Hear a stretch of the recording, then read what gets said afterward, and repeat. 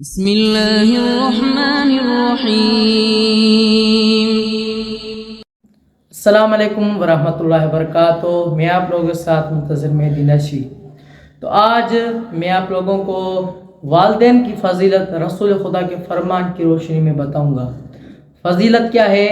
ایک مرتبہ ایک شخص رسول خدا کی بارگاہ میں حاضر ہوا، سلام پیش کیا اور عرض کیا، یا رسول اللہ، آپ ہمیں والدین کی فضیلت میں کچھ بتائیں، بیان کریں۔ تو رسول خدا نے فرمایا کہ والدین کی رضا اللہ کی رضا ہوتی ہے اور والدین کی ناراضگی اللہ کی ناراضگی ہوتی ہے۔ اس سے واضح ہوتا ہے کہ گویا جس نے اپنے والدین کو خوش کیا اس نے اپنے رب کو خوش کیا، اور اگر جس نے والدین کو ناراض کیا اس نے گویا کہ اپنے رب کو ناراض کیا۔ وما علینا الا البلاغ المبین۔